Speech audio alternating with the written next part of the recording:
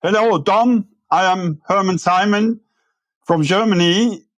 I am the founder and today honorary chairman of Simon Kutscher and Partners. We are a relatively large consultancy with 2,200 people all over the world in 47 offices, 30 countries. And in my first life, I was a professor for 16 years, a classical university professor. But I always had the ambition to have an impact on practice. That's why I changed to consulting and founded Simon Kutscher. Dr. Kutscher was my first doctoral student. I did it together with him. Do you know what? We've spoken a number of times. I didn't realize you were a professor before. What was your professor of? Professor of Business Administration or Management Science with emphasis on marketing. And my research specialty was pricing during these 16 years as university professor. How rare is that a professor actually gets their hands dirty and does it for real rather than just the theory? It's quite frequent that professors do some consulting on the side, but retain their professorships at the university because that's guaranteed income. I gave up my tenured professorship and went full-time into consulting. That was in 95 because I wanted to focus on building a global consultancy. And nobody in the academic environment understood that I could give up my public at Johannes Gutenberg University professorship, lifelong tenured position. But I never regretted that. And built the number one pricing consultancy in the world. We are now the number one in pricing, yes. Fab. Well, look, it's fantastic to get you back on again and pick your brains. The last time you were on, the world seemed slightly different. Inflation was crazy. The banks were raising interest rates over and over again. Feels as though interest rate rises, we might be at peak. What's your thinking? What will happen? What's your crystal ball gaze for 24, 25? Yeah, when we talked last time, inflation was around 8 to 10%, a little different from country to country, but still in the early stage of inflation, interest rates were very low. You got a mortgage for 10 years for 1% or 2%. And inflation went on this magnitude for about a year and a half, and now it has come down. But it will stay with us at a moderate level, not at 8 or 10%, but I expect between 4 and 6%. Why has it come down? The main driver has been the decline of oil prices, energy prices, and of course, increasing interest rates, which have dampened the demand. Now, why do I expect that it will not go back to the target rate of 2%, which the central banks are striving for, but 4 to 6%? We currently have a new wave of wage increases. In Germany, where we see wage increases between 5 and 10% negotiated by the trade unions. For instance, the German railroad just increased prices by 4.9%. So I think that will be the magnitude in the coming years. So we still have, as companies, also as consumers, to cope with inflation, maybe for the next 5 to 7 years. And one driver, the money supply, the volume of money injected by the central banks has not much declined, only 5 to 10% over the last year and a half. And it takes time for the central banks to bring the money supply back to a reasonable level. It's still 4 or 5 times higher than it was 10 years ago. So there's a lot of correcting still to do. And so yes. Implications really for people's pricing strategy for the next, certainly foreseeable future. They've gone from a point where certainly lots of our clients were, they might, some of them had contracts that had no pricing increase built in. Some of them had pricing increases built into their contracts, but they'd never put the price up to existing customers. Many of them have found that painful, but they need to keep going. Yes. To really understand the situation, we should go back 20 years or so. And since 2000, we had a period of extreme price stability, an annual increase of actually less than 2%, which means for a company that you go once per year to your customer and ask for a modest price increase. Then within a very short time, the inflation rate jumped to 10% or so, and the procurement costs for energy, for certain for electronic chips, jumped by 50% or 100%. So sometimes the procurement prices doubled, and that forced companies to pass on these costs. And instead of going once per year to your customer, you had to go every month or every 2 months. I know companies who increased their prices 8 times in 2022. And that makes life for everybody very difficult. Mostly so for the salespeople. Imagine you are a salesperson and you have to go to your customer and ask every 2 months for a price increase of 2, 3, 4%. You will not be very popular there. And it has affected the profitability of companies, which went down, but now it's recovering again.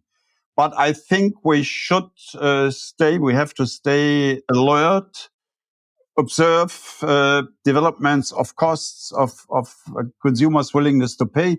And I have a discussion almost every day with people who complain that everything has gotten so expensive. So people really feel that the gap between available income, disposable income, and what they have to spend is narrowing. It's a tough time, and it will remain a tough time for the coming years. And so your advice to do multiple small increases in pricing still stands? Still stands, yeah. To understand the changes in consumers' habits and willingness to pay. For instance, we did one study and found that for day-to-day consumables, people pay a lot of attention to price. 54% of the consumers in our study said we pay more attention to price. We switch to cheaper products, to private labels, to unbranded products. But for holidays and vacations, only 16% said that. So it depends also very much, because after 3 years of Corona, people want to go for vacation and are less price sensitive. You have to understand, what is my situation? Is it more similar to the tourism industry, or is it more similar to the day-to-day competition of the supermarket?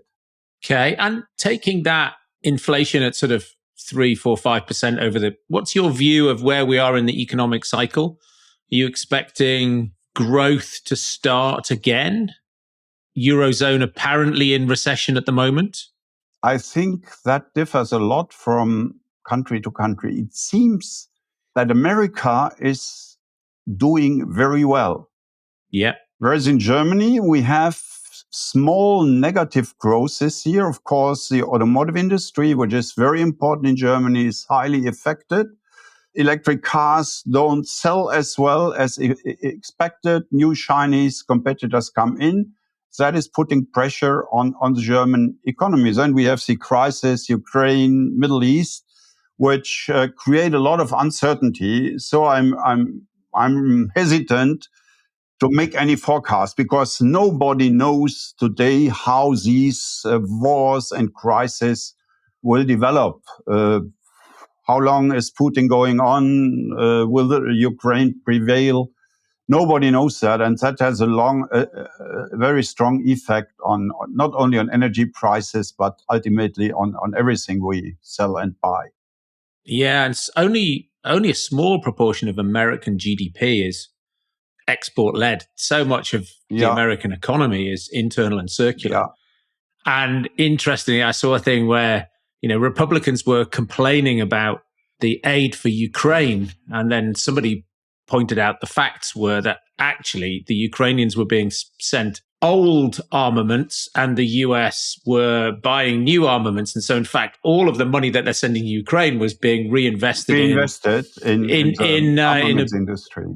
In the United States, and leading to significant expansion in the defense sector. Yeah, because even the stores of ammunition and similar products are depleted in the US. So they have to refill them, which means new investment. And if they say they send old tanks to Ukraine, they have to replace them by newer ones. So this induces also new investment wave in public spending in the US. Yeah, in a different way than it's happening across Europe. Yeah, but in Europe, it's at least Germany is the biggest contributor after the US to Ukraine. And we also have upped our defense budget. So they made a special budget, 100 billion euros over the next couple of years. And our armed forces are not in good shape with regard to material. We just ordered a bunch of F-35 fighters. Each of them costs $1 billion or so. So we have a similar effect in Germany as in the US. Except you're buying F-35 fighters from the US. Yeah. Okay. Yeah. So what? There's some other pricing pressure, I guess. It seems that people either a number of things, either artificial intelligence or remote work or outsourcing, anything that an organization does to reduce its cost base to offset any of the lack of pricing they've been able to drive through to customers. Customers want some of that back. Customers want a share of that. Have you got some sense of what's happening as a result of pricing pressure from artificial intelligence? If costs go down due to artificial intelligence, to more offshoring, outsourcing, etc., this cost declines will be passed on, not immediately, but in the mid and longer term to the consumer. Competition takes care of this, because it's never the case that only one company realizes the cost declines and cost advantages. Several companies do it, and so competition will take care of it. But we also have a positive side on prices, because products deliver higher value. I mean, it's unimaginable 15 years ago that somebody would be willing to pay $1,000 or pounds or euros for a mobile phone. Today, the iPhones cost more than 1,000 pounds, some $1,500 or so, but they offer extreme value. I mean, it's a machine from photographing to recording to looking for the weather. You can do everything with an iPhone. And so it has much higher value. It's 4 times more expensive compared to the introduction in 2007 when the iPhone cost $399. Now you can buy iPhones for $1,600. And many of the innovations create higher value and higher willingness to pay. An electric car is more expensive than a combustion engine car, but still people buy it. Many bought it because of the subsidies, but people who are environmentally conscious, etc., they buy it. And if they have photovoltaics on their roofs, they have their own gas station in the house. I know quite a few people who thrive for nothing because they create their own electricity to charge the car. Is there a point where the electric car, does it reach price parity with the combustion engine before the combustion engines are phased out for regulatory purposes? Very difficult to predict due to one reason. And the one reason is not the productivity gains and the cost decreases. They will come. The experience curve will work. But the unpredictable factor is the raw material prices for lithium, for cobalt, etc. And last week I talked to an expert. He said it's impossible. Actually, the CEO of a very large, well-known automotive company, he said it's impossible to equip the whole car fleet with electric engines because the raw material supply for the batteries is not sufficient, which means that raw material prices will remain high. And already today, one third or more of an electric car goes to the battery, and this percentage will probably increase. So we have a reduction in costs, which drives price down. As far as the assembly, the other parts are concerned, whether we have a reduction in raw material costs it's unpredictable. Huh. So with the legislator saying we're phasing out combustion engines, they're going to have to walk that back, is your thinking? The CEO of this company, I cannot name the company, but it's a very well-known automotive company, a famous brand. He says it's impossible. That's fascinating. And he said, we pursue in parallel development of combustion engines, further improving them, reducing the gasoline consumption, energy consumption, electric and hydrogen. And he said the state should not make a decision on the technology. The state has never been competent on deciding on which technology will do best in the future. He should leave that to competition. The competition will settle this problem. Yes, it's like governments deciding on whether it should go VHS or Betamax. Yes. Some countries would just have absolutely picked the wrong one. Yeah.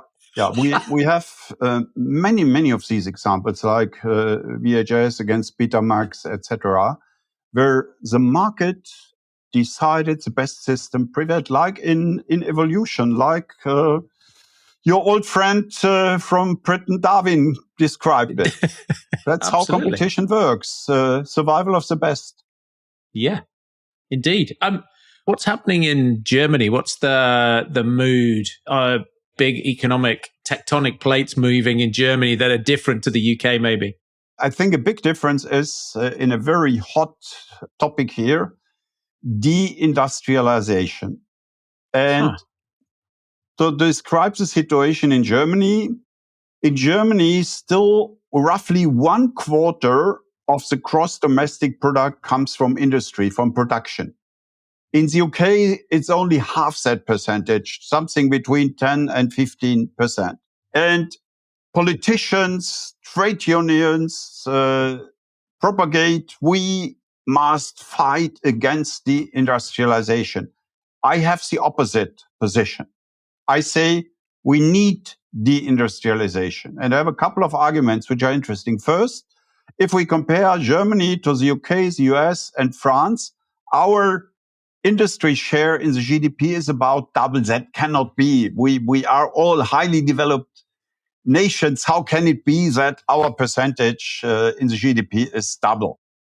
Second argument, energy intensive and environmentally hazardous industry do not belong to Germany. Steel, glass, and all these heavy energy consumers, they must go to locations where energy is cheaper. Then we have a shortage of young people, of talent. Everybody is looking for qualified people and don't find them. They must come from the old industries. We have enough new investments, and we must set people free in the old industry to employ them in the more productive new industries. For instance, in battery, a couple of battery factories are under construction, and they're looking desperately for people. Another factor is the old industry use a lot of land. For instance, between Cologne and the western border, you have these brown coal mining pits, open pit mining. Hundreds of square kilometers are occupied by these industries. And land is a scarce resource in a densely settled country. And the last argument, wherever we have, and the same applies to Britain, we have tried to keep dying industries alive. We have wasted hundreds of billions of Deutschmarks, euros, or pounds. Think of the mining industry, which has disappeared today. So I think we need deindustrialization. But when I say that publicly, there is a strong opposition, aggressive reaction, but I still keep on saying it. I mean, at one level, driverless trains. The unions fight against taking the conductors off the trains. Then they're fighting against taking the drivers out the trains. We've almost got autonomous vehicles. There can't be any reason why you need to have a person sitting driving a train. And lots of these other industries, it's the same. It could be done cheaper elsewhere, done better elsewhere. No real reason why you need to have mining done in Germany. People don't like change, though, and they don't know what's going to replace it. Hence the sort of hysteria around artificial intelligence, losing jobs to artificial intelligence. But every time there's been one of these shifts, there's been a net gain. It feels as though that, you said the US is sort of half what Germany is. I was reading something recently, though, about the US seems to be having a almost re-industrialization there. Lots of organizations bringing manufacturing back to the US from further afield, but also from Mexico, and hence why they've got such a low unemployment rate. Is that just a blip, or is that a longer term trend, do you think? It's both. Of course, my argument that the industry share in the GDP is too high in Germany may be turned around for the US, that it has gone too low. Okay. Under the Chinese competition, so that it makes sense for them to re-industrialize. But where does the re-industrialization take place? Mostly in new industries, which actually do not create that many jobs. I just had a discussion with somebody from Taiwan, and Taiwan Semiconductor, one of the largest chip manufacturers, they built a huge plant in Texas, and most of the work is done by robots and by automation. And there, the labor cost advantage of low wage countries doesn't count any longer. What you need is talent, top people. And it's interesting what the CEO of Intel said, why they choose Germany, Magdeburg in Eastern Germany, as location for their giga plant. They invest 30 billion euros there. And he was asked, what were your criteria? And he said, number one, availability of top talent. Number two, logistics. Number three, quality of life, which includes political stability, and only costs as number four. So this is a new priority or rank order which defines location attractiveness for very modern industries. How's Germany feeling about immigration? Because certainly in the UK, it's become a hot topic with record-breaking immigration last year, mainly not because immigration's gone up, but actually emigration's gone down over the last 10 years. And so net it's gone up, but because fewer people are leaving. But I mean, you had Angela Merkel's open borders for a while. How do you see this playing out with access to talent? The sentiment towards immigration is similar here to the UK, but we have one difference. We have this new right extreme party, Alternative for Germany, Alternative für Deutschland, which is especially in Germany gaining 20, 25, 30% of the vote. Actually, next year, there are a couple of elections in 3 states in Eastern Germany, and these extreme right may come out as the strongest party. So we are very concerned about that.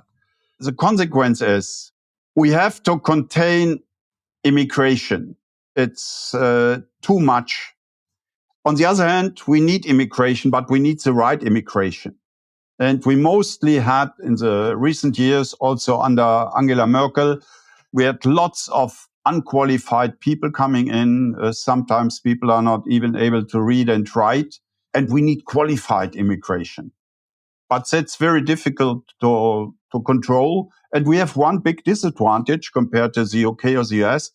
People in India and elsewhere don't speak German. They speak English, so they can start immediately when they work in the UK. But here they have to go for a year or so through language courses. We have right now 1.1 million Ukrainians in Germany, refugees, and they are different. They are eager to learn. Just yesterday, we had a couple, a mother and a son here. They have been here for a year and they speak German quite well. Yeah. That is different from people who come from Syria or other Middle East countries. Do you see that? So that immigration stays a hot topic for the foreseeable future, access to talent. It is certainly the hottest topic, the most polarizing topic, and it will stay there. Because, I mean, when you look at Africa now has a population of 1.4 billion, which will double in the next 30 years. And according to surveys in Africa, 40% of the African population want to leave Africa. And they don't go to China or to Russia. They will go to Europe, including the UK. Get to the US is much more difficult than to go to Europe. So we have to somehow manage that differently. Have you got any thoughts on what that looks like? Yeah, I mean, what your government is trying to go with Rwanda, that's Germany tries to copy that, but they've run into difficulties with the judges at the Supreme Court. So I think we have to find solution where we prevent people from coming in whose asylum process is then run here and when they are here, they will not go back to their countries. What else are you seeing? You said earlier before we were recording hidden champions. In the past, we've spoken about your book on how Hidden Champions was really about German businesses that dominated the list. I think from memory, it was $1 billion at privately held, $1 billion turnover was your definition. My definition of hidden champions, which has been adopted by most writers on the issue, is one of the top three in its market, revenue less than $5 billion and not known in the general public. So $5 billion is the upper threshold. That sounds high, but relative to the largest corporations of the world, the Fortune Global 500, that's small because the Fortune Global 500 have an average revenue of 84 billion and the smallest of them still crosses 32 billion. So I talk here about a new segment, larger mid-sized companies, which are global market leaders, but nobody knows them. And the reason behind that is that the reality is very different from what people think. When I ask people, what is the economy? They say automotives, telecommunications, large airplanes. So the things they see. In reality, the economy consists of 100,000 separable markets, and only maybe 200 of them are large markets. 99% are small markets where you can be the global market leader or one of the global market leaders. And while Germany is especially strong in this sector, I find hidden champions all over the world, in the UK, in New Zealand. They exist everywhere, but nobody knows them. One of the things we spoke about before was the mindset that had driven Germany in the past to be good at it, because Germany had, in the relatively recent past, was a series of republics. So trading in Germany was sort of is almost cross-border from the beginning. Yeah. We were a collection of small fiefdoms, monarchies until 100 years ago. So every entrepreneur who wanted to grow had to do international business. If somebody was in Munich, capital of Bavaria, and he did business with Stuttgart, that was the capital of the Kingdom of Württemberg, or with Dresden, that was the Kingdom of Saxonia, that was international business. And somebody that has gone into the DNA of German entrepreneurs. They internationalize much earlier than startups or entrepreneurs in other countries. And that is one pillar. The other pillar are technical competencies. We still can do many things which not everybody can do. Let me just describe an extreme case. Probably the most high-tech, most extreme industry, I actually call it deep tech, is extreme ultraviolet lithography. These are the big systems on which the ever more miniaturized chips are made. And the supplier, the global monopolist is ASML from the Netherlands.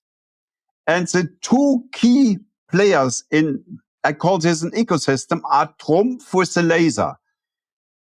This laser shoots 50,000 tin drops per second on the ship. 50,000 per second. And it consists of 457,000 components.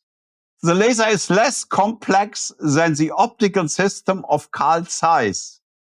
This system reduces the distance from 193 to 13 nanometers. Nano is 1 billionth of a meter. And it puts, I hope you sit, but you stand, it puts 56 billion transistors on the surface of your fingernail, of your thumbnail. 56 billion. And it took 22 years to develop this system. It consists of a number of mirrors. If you would extend one mirror to the size of Germany, the deviation would be 1 millimeter. That's not rocket science. That's far beyond rocket science. That's fabulous. These technical competences, for instance, I just visited a company in Eastern Germany. They sort seeds. When you have seeds, there are good seeds who grow and bad seeds who do not grow. They sort their machines, their systems, very complex again, 40,000 seeds per second, be it rice seeds or corn seeds or whatever it is. 40,000 per second into good and bad ones.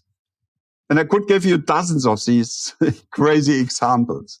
It's funny because I remember reading a book as a kid called How the World Works.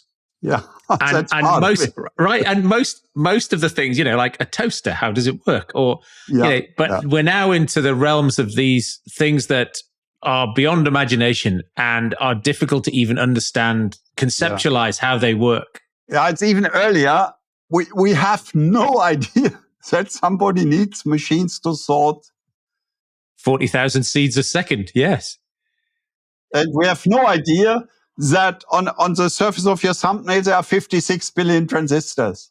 We cannot imagine it. But these people do it. What do they get used for? Yeah, these are the chips which are in the smartphone, in each car, or Apple smartphone. Guess how many suppliers Apple has in Germany? 10. 767. Huh. And you don't know any of them. For instance, one supplier sells 19 different glues, adhesives to them for the smartphone. And there are a couple of these suppliers who sell adhesives, glues to Apple. Once 19 different.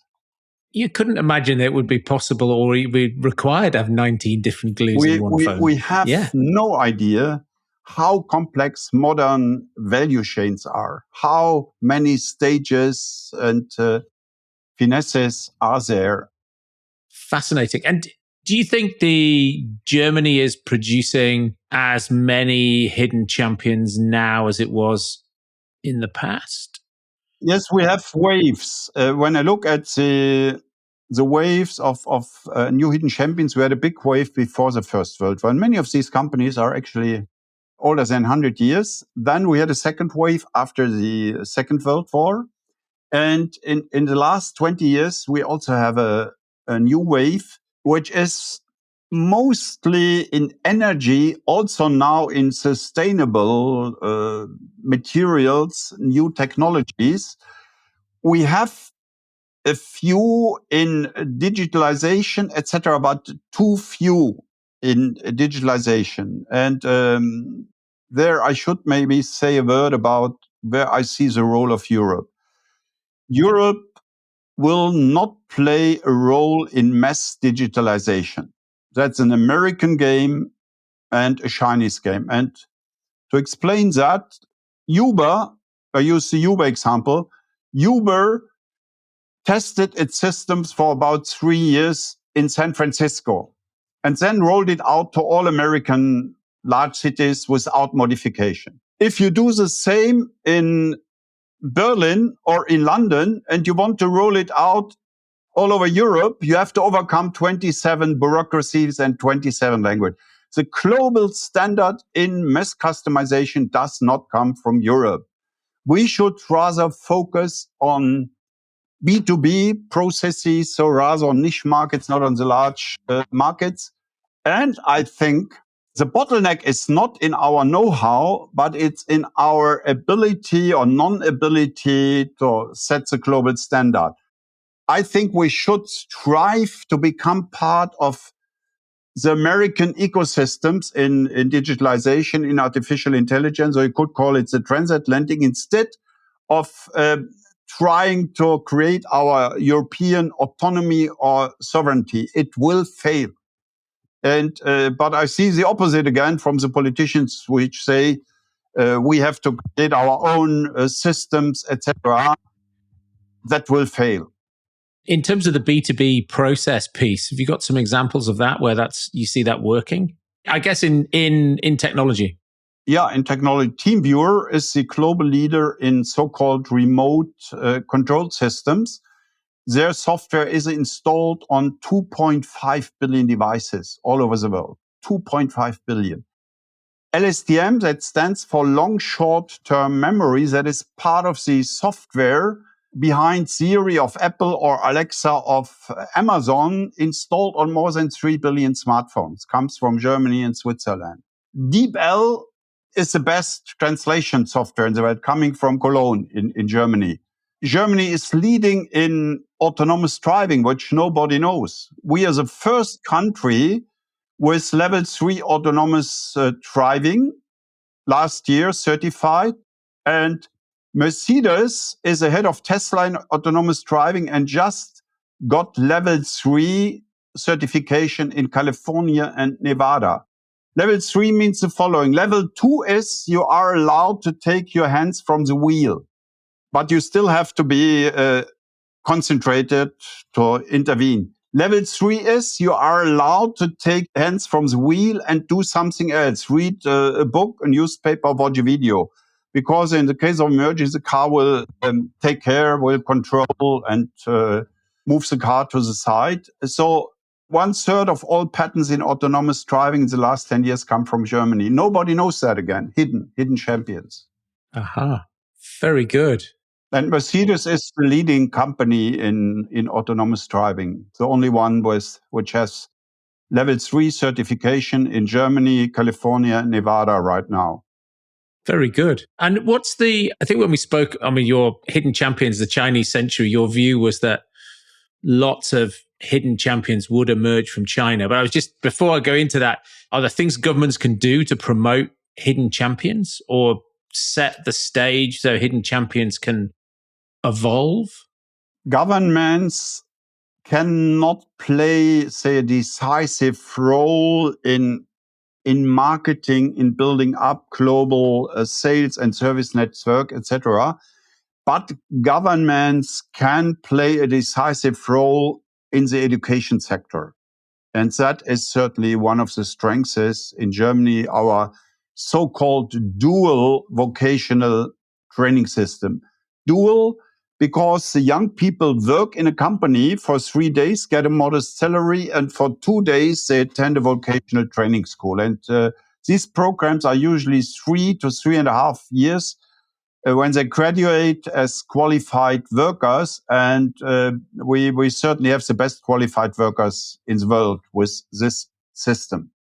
And it's also increasingly applied on the academic level. These schools are called dual universities. So people work in a company and study either 2 days per week or in time blocks over a certain period of time. So this integration of theory and practice, I think, is one of the most important foundations of international competitiveness.